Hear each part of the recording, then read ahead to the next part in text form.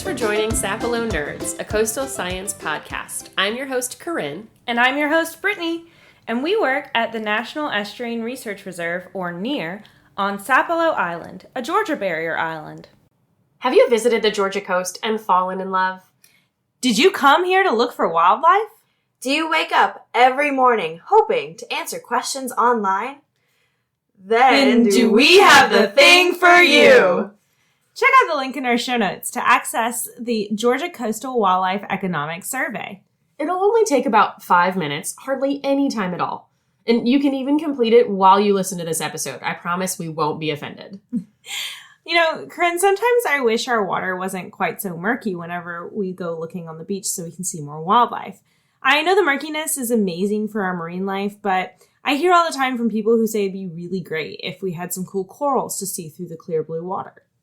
Well, lucky for them, we do have some corals nearby, and the water's usually a little clearer near them too. It's only about 19 nautical miles east of Sapelo, and it's a national marine sanctuary full of corals, sponges, fish, and other invertebrates. That's right! How could I forget about Gray's Reef National Marine Sanctuary? I don't know. I mean, it's been a sanctuary since 1981, and it's one of only 15 national marine sanctuaries. And I hear that there's 3 more proposed sanctuaries. The National Marine Sanctuaries are actually kind of a sister program to our National Estuarine Research Reserves. Or maybe like an aunt?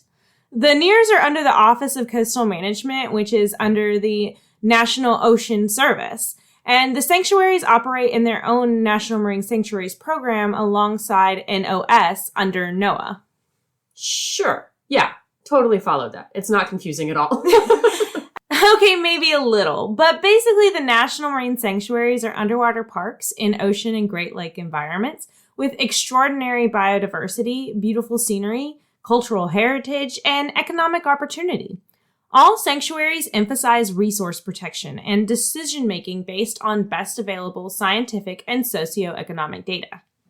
We've talked a lot about the law that started the NERRs, the Coastal Zone Management Act, but sanctuaries like Gray's Reef started to form after the National Marine Sanctuaries Act was signed.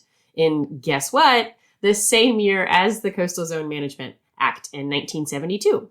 As for Gray's Reef, its mission is to identify, protect, conserve, and enhance the natural and cultural resources, values, and qualities of the sanctuary for current and future generations. The vision is that Gray's Reef National Marine Sanctuary will continue to be an area teeming with a diversity and abundance of marine life supported by healthy habitats in clean ocean waters. Yeah, Gray's Reef is a 22 square mile live bottom ocean sanctuary, which while we typically think of sandy or soft bottom areas for our coast, live bottom ecosystems cover about an area the size of Rhode Island, or 2.6% of the South Atlantic Bight. These ecosystems are between 10 to 200 meters in depth. Gray's Reef is only 2.2% of the total live bottom habitat in the South Atlantic Bight. And ground truthing to see exact areas and the retention of these areas over time is a big part of the science conducted at Gray's Reef. And it's actually named after Milton Sam Gray, who was UGAMI, or the University of Georgia's Marine Institute's curator and biological collector when it first opened back in 1953. For those that don't already know, UGAMI is actually on Sapelo Island in the National Estuarine Research Reserve. It wasn't until 1961 that Sam Gray found the area locals call Sapelo Live Bottom, now known as Gray's Reef National Marine Sanctuary. Sam spent a lot of time studying the invertebrate communities in this area. And 20 years later, President Jimmy Carter approved the Georgia DNR's nomination of Gray's Reef as a National Marine Sanctuary in 1981. The 4th sanctuary designated. Scientific studies on the reef have found over 200 species of fish utilize Gray's Reef, including cobia, red drum, southern flounder, the endangered Atlantic sturgeon, and at least 11 species of shark. One reason scientists believe Gray's Reef is so important is that it acts as a migratory stopover point, much like our barrier islands serve as a pathway for migrating birds. And since Gray's Reef has a ton of sessile or attached organisms and corals, there's lots of habitat and food available for small fish and invertebrates. If there's small fish and invertebrates, well, then those attract larger fish, and those attract larger fish, and so on until we reach the apex predators of sharks. And although sharks and other large fish may not stay at Gray's Reef year-round, they still need to find food when they're migrating. Since the reef attracts so many prey items, it's easier for a predator to catch some food rather than hoping to find something in the open ocean. And in 2019, researchers at Gray's Reef released a report of 10 years of data using acoustic telemetry to study how migrating fish use the sanctuary. Acoustic like podcast sound? Sure, that's right. Acoustic telemetry is a pretty common tool in tracking marine organisms. Scientists will place an acoustic transmitter or tag on or in an individual animal. Each tag gives off unique sound pulses that are picked up by receivers whenever they're nearby. This way we can tell where a particular individual animal travels and when it does. Oh, that sounds familiar. Adam McKinnon, our education coordinator here at Siner, and a team of other DNR staff and scientists put these acoustic tags on sea turtles in the early 2000s to better understand where they go, right? Yeah, and the recent study at Gray's Reef actually detected a couple of tagged loggerhead sea turtles. But scientists were mainly focused on fish to see if the sanctuary is an important landmark or stopping point during migrations. Some of the tagged species did show some distinct seasonality that matches migratory behavior. For example, Atlantic sturgeon, white sharks, and blacktip sharks were detected in winter and spring, while bull sharks were detected mostly in summer and fall. That's super cool. And research like this never stops. Even though a report was released, it doesn't necessarily mean the research is over. In fact, research has expanded at Gray's Reef since the acoustic telemetry project started. In 2011, about 1/3 of the sanctuary was marked as strictly research area, off limits to fishing, diving, or even stopping a boat within this area. As we mentioned, the National Marine Sanctuaries are designated for cultural and economic significance, which includes recreational fishing and diving. The largest section of Gray's Reef still allows visitors to explore, but it's important to learn how humans impact even protected areas. Yeah, and that's exactly what the research area at Gray's Reef is trying to understand. How are humans impacting the reef compared to the protected areas that are changing just through their natural processes? These designated spaces experience changes due to predation, competition, climate change, and storms, to just name a few. This natural change is more apparent than if fishing was allowed in the area. And since so many of the world's reefs are at risk due to climate change and the associated ocean acidification, it's important to understand how these natural processes are impacting areas right off the Georgia coast, and ultimately, how these processes can impact fishing opportunities and other human interests long term. Yeah, this is so important, especially since the research is happening right off the coast of our island. So, Corinne, have you ever been to Gray's Reef? I wish, but I'm not a big fisherman, or fisherwoman, I guess, and I'm not dive certified. How about you? I have fished there before, but what I really want is to dive the reef. I'm a certified rescue diver, but I haven't made out to Gray's Reef yet. Hopefully someday. So what about people like me, locked on land? Do we have options to learn more about Georgia's only national marine sanctuary? Well, I can answer that. Oh, yeah! Welcome, Mary! Our guest today is Mary Quinn, the Education and Outreach Specialist. This is the perfect question for you. Thank you for joining us today. Thank you so much for having me. Well, we love to jokingly call Gray's Reef Georgia's hidden treasure. There are a lot of places to learn about it, and we would love to give you some more information. So, Mary, most people think of Finding Nemo when they think of a reef, but can you describe what Gray's Reef is actually like? Gray's Reef is a little unique in that instead of the amazing structure and habitat being built by living coral, they're actually rocky structures that were already there that are covered in a living carpet of invertebrates or animals without a backbone. So it's gorgeous, it's colorful, it's covered in sponges and tunicates and, yes, corals.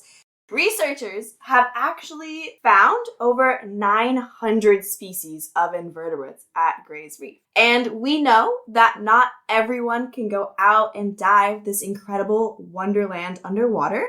So we do have virtual dive programs available at our Ocean Discovery Center so that anyone can take a 3D tour of Gray's Reef without having to get their feet wet.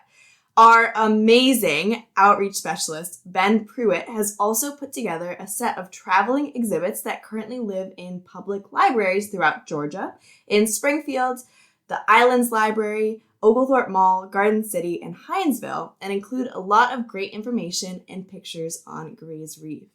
If you're looking to see some of the incredible species at Gray's Reef live, the UGA Aquarium on Skidaway has a Gray's Reef exhibit as well, featuring a lot of the critters that we love about Gray's Reef. If you're closer to Atlanta, the Georgia Aquarium recently unveiled a feature exhibit on Gray's Reef and the National Marine Sanctuary System as well.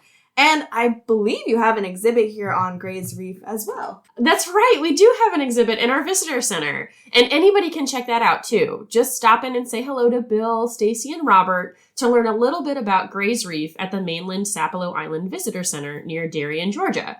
And didn't a new center just open in downtown Savannah too?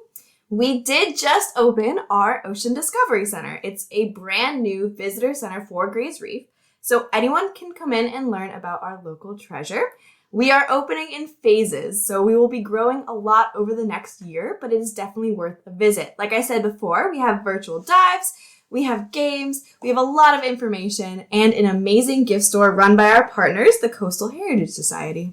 That sounds amazing. I'll definitely have to stop by. What are the center's hours? Is there an admission fee, and what type of programs are you guys planning? We are totally free to the public with no admission fee, and we are open from Thursday to Saturday from 10 to 4 right now.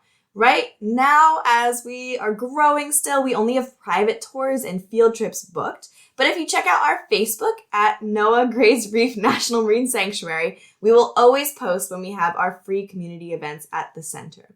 One thing we have in the works right now is a monthly recurring Trash to Treasure workshop where we take common trash and show how to recycle it into art and treasure to keep it out of our oceans. That's awesome! Trash to Treasure programs are a great way to reduce problematic marine debris. And we'll definitely share a link to your Facebook page in our show notes. Hopefully I can visit during my next trip to Savannah. So, Mary, what is your favorite thing about Gray's Reef? I would say my absolute favorite part of Gray's Reef is the unique and sometimes weird creatures that live there, specifically sea slugs, which are an unknown treasure, and I love them. Our unofficial mascot are nudibranchs, which is a type of sea slug, and especially the royal sea goddess nudibranch, which is so cute and has this very vibrant purple-yellow coloration. Yeah, sea slugs are so cool. So many species are absolutely gorgeous. For our listeners, sea slugs are from the order Nudibranchia, which is why scientists often refer to them as nudibranchs. Mary, since we want to protect all of the organisms at Gray's Reef, can you tell us what the biggest risks or dangers are to the organisms that inhabit Gray's Reef? So, Gray's Reef is under the same threats that a lot of the ocean is, unfortunately. Marine debris and water pollution are some of our greatest concerns, especially ghost fishing nets, plastic in the ocean, things that our creatures can eat or get tangled in, from our very small creatures to our very big, very famous North Atlantic right whales that use Gray's Reef as a calving ground. We also are concerned about ocean acidification and the overarching concern of climate change with rising ocean temperatures. Ah, yes, those issues do sound familiar since they're causing so many problems to habitats around the world. Is there anything people can do to help or get involved with the sanctuary? One thing that people don't always realize is that Gray's Reef is directly connected to our water here, even though it is 20 miles offshore. And a study showed that when non-toxic dye was dropped into the mouth of the Altamaha River, it only took 5 days for it to be seen at Gray's Reef. So anything we do on land can really help or hurt Gray's Reef. We could pick up trash, keep our waters clean, don't litter, and that would help a lot. Those are some really great suggestions, Mary. And one thing I've got to know, have you ever seen an octopus at the reef? I haven't, but I know that we have them there. Why do you ask? Well, I've been wondering, one of those life's mysteries I just need answers. How many tickles does it take to make an octopus laugh? Oh, that's easy. They taught me that one in college. It takes about 10 tickles. But I'm done. Well, do you guys know why the shark crossed the reef? No. Why? Well, to get to the other tide. No. No. That one wasn't as good. For more information about any of the topics we covered today, or to submit your question that may be featured in our upcoming episodes, please email us at signer.socials@gmail.com. That's SINERR.socials@gmail.com. Thank you for listening to Sapelo Nerds, a coastal science podcast brought to you by the Sapelo Island National Estuarine Research Reserve. Please check back for more episodes released each month. And we really need reviews, so, leave us a couple of good ones. Really good ones. And that's the Sapelo Sound.